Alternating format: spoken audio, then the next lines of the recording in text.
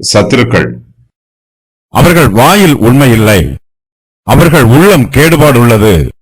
அவர்கள் தொண்டை திறக்கப்பட்ட பிரேதக்குழி, தங்கள் நாவினால் இச்சகம் பேசுகிறார்கள். தேவனே, அவர்களை குற்றவாளிகளாக தீரும்.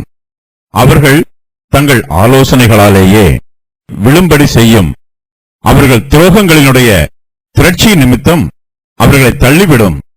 உமக்கு விரோதமாய் கலகம் பண்ணினார்களே.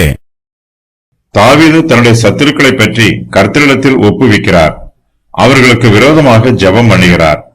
கர்த்தர் இரத்த பிரியனையும் சூதுள்ள மனுஷனையும் அருவருக்கிறார். தாவீதின் சத்துருக்கள் இரத்த பிரியராயும் சூதுள்ள மனுஷராயும் இருக்கிறார்கள். இதுவே அவர்களுடைய துன்மார்க்கமான சுபாவம். அவர்களுடைய வாயில் உண்மை இல்லை. அவர்கள் பொய் பேசுகிறார்கள். அவர்களுடைய வார்த்தையை நம்ப முடியாது. அவர்கள் பிறரை வஞ்சிக்கிறார்கள். இரத்த பிரியரும் சூதுள்ள மனுஷரும் துன்மார்க்கராய் இருக்கிறார்கள். தங்கள் பாவத்தின் நிமித்தமாய் இவர்கள் அழிக்கப்பட வேண்டியவர்கள். இவர்கள் அழிவுக்கு பாத்திரமானவர்கள். தேவன் இவர்களை குற்றவாளிகள் என்று நீதியாய் நியாயம் தீர்க்குமாறு தாவீது கர்த்தருடைய சமூகத்திலே விண்ணப்பம் பண்ணுகிறார். தாவீதின் சத்துருக்கள் துன்மார்க்கமாய் ஆலோசனை பண்ணுகிறார்கள். அவர்களிடத்தில் பாவங்களும் மீறுதல்களும் நிரம்பி இருக்கிறது. அவர்களுடைய துரோகங்கள் திரட்சியாய் இருக்கிறது. இதன் நிமித்தமாக கர்த்தர் அவர்களை தள்ளிவிடுமாறு தாவீது விண்ணப்பம் பண்ணுகிறார். இவர்கள் தங்கள் துன்மார்க்கத்தின் நிமித்தமாய் அழிவுக்கு ஆயத்தமாய் இருக்கிறார்கள்.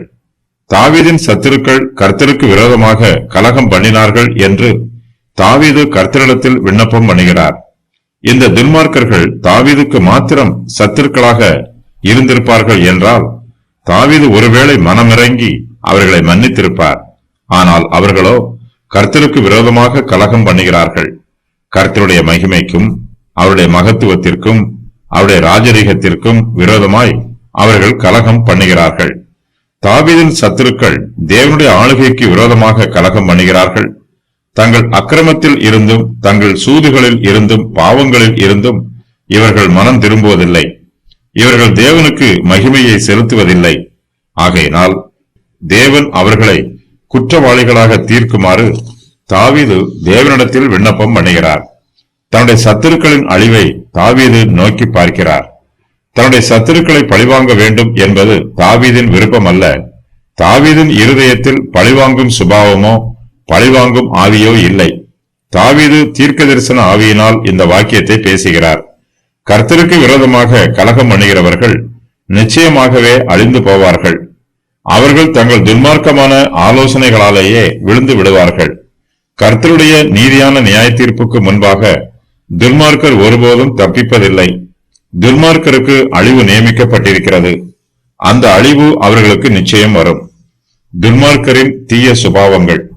உண்மை இல்லாதவர்கள் துன்மார்க்கர் கூறும் காரியங்களை நம்ப முடியாது. அவர்களும் அதில் ஸ்திரமாக இருக்க மாட்டார்கள். கேடுபாடுள்ள உள்ளம் உடையவர்கள். அவர்கள் தொண்டை திறக்கப்பட்ட பிரேத குழியை போன்றவர்கள். பிரேத குழி பொல்லாங்கானவைகள் உள்ளத்தில் இருந்து புறப்பட்டு மனுஷனை தீட்டுப்படுத்தும். நாவினால் இச்சகம் பேசுவார்கள். தேவனே, அவர்களை குற்றவாளிகளாக தீரும் என்னும் இந்த ஜெபத்தில் தேவன் வருங்காலத்தில் செய்ய வேண்டிய காரியங்களை பற்றி காண்கிறோம்.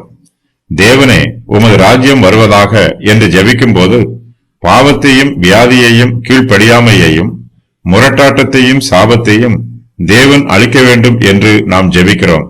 தேவனுடைய ராஜ்யம் வருவதன் நோக்கமே இதுதான்.